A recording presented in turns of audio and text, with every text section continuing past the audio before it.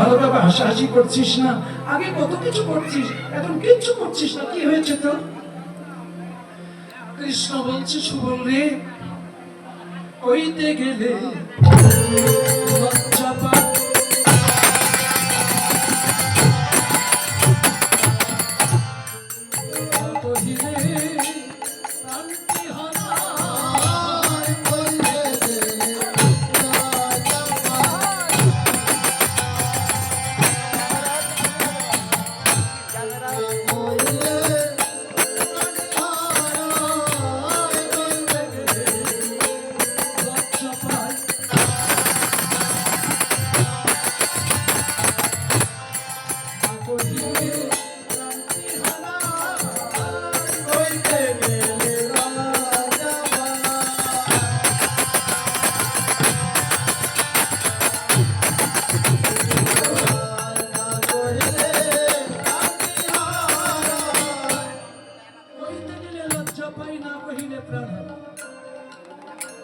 আচ্ছা আচ্ছা, এমন কিছু কথা আছে তো?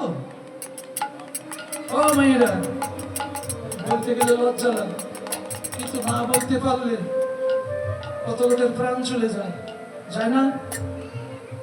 রাগ করবেন না, এই আমাদের পার্থিব মায়াময় জগতে কিন্তু এরকম হয়। একটা ছেলে একটা মেয়েকে ভালোবাসে, কিন্তু মেয়ের বাবা মাতা জানে না, আর মেয়েও তো লজ্জায় বলতে পারে না যে আমি অমুকের ছেলেরে ভালোবাসি। কিন্তু মেয়ের বাবা সবার লিখা হয়েছে, চারিদিকে ছেলে টেলে দেখে, উপযুক্ত ছেলে দেখে বিবাহ দিন স্থির করেছে। কিন্তু ও যে সেই ক্লাস 6 একজনের ভালোবাসে, আর এখন ডবল এম এ পাস করে গেছে, লেখাপড়া শেষ না করে বিয়ে করতে পারে না, কারোর সঙ্গে বলতে পারে না, গোপনে গোপনে ভালোবেসেছে, তাকে একবার নিজের আপন করে নিয়েছে এতদিন ধরে। আজকে বাবা মা অন্য জায়গায় বিয়ে ঠিক করেছে। বলো, বিয়েটা বলতে পারছে না যে আমি ওই ছেলের বিয়ে করবো না, ওইতে গেলে লজ্জা পায়। আবার না কহিলে শেষে যদি বাবা মা এরকম দিন করে, আমি যদি জীবনে পেলাম না, হয়তো দেখা যাচ্ছে ঘরে ফ্যানের সাথে, আর না কোনো বাগানে গাছের ডালে ওড়না বেঁধে ঝুলিয়ে পড়েছে। শুধু মেয়ে না, ছেলেরাও এরকম পড়ে। তাহলে আমার কৃষ্ণ তো আর মেয়ে না, ও তো ছেলে, ওরও ভিতরে ওই রকম অবস্থা ঘটে গেছে। বলছে, শুভন, কইতে গেলে লজ্জা পাই না কহিলে প্রাণ হারায়। আরে এমন কি কথা, তুই আমার কথা বলতে পারবি না? আমি তোর মরম শাখা শুভন, মা বাবার কাছে যে কথা বলা যায় না সে কথা বন্ধু বান্ধবীর কাছে বলা যায়। তাহলে আমি তো তোর বন্ধু, শুধু বন্ধু না, একবার মরম শাখা, সমস্ত কথা তুই আমার কাছে শেয়ার করতে পারিস। আমাকে বল, এই জগতে শুধু এই বাহ্যিক জগতের একটা কথা তুলেছি বলে ওইটা ভাববেন না। এই জগতে কৃষ্ণের সঙ্গে যারা বন্ধুত্ব করতে পারবা না, তাদের দ্বারাও কিন্তু গৌর গোবিন্দ ভজন সঠিক ক্লিয়ার বোঝা হবে না। গুরুদেবকে বাবা সাজিয়ে রেখেছো না? গুরু গোসাই বাড়ি আসলে বাবা, গুরু মারে মা বলে ডাকো ডাকো। তাহলে গুরুকে যদি তুমি বাবা বলো, বাবার কাছে কি সব কথা বলতে পারো?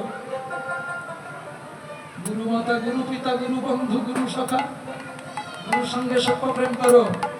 কীর্তন যা শুনছ ভজনের ঘরে তাই করো, তবে তো তুমি ভজাতে পারবে। আর নাইলে ওই বাবার সাথে বসে বিয়ে হয়ে দিব না বাবা। গোপন কথা শুনতে গেলে গুরুর সঙ্গে বন্ধুত্ব করতে হবে। তুমি আমার বন্ধু, আমি তোমার বন্ধু। তাহলে বন্ধুর কাছে কিন্তু ওপেন একেবারে আত্মীয় নারীর খবর সব বলা যায়। বাবা মার কাছে কিন্তু বলতে গেলে লজ্জা লাগে, বলা যায় না। তাই গুরুর সঙ্গে বন্ধুত্ব করো, সভ্য প্রেম তৈরি করো। সভ্য প্রেমে কি কৃষ্ণ না? হয় নাকি? হয় না, মানে শাস্ত্র মিথ্যা হয়ে যাবে। তাহলে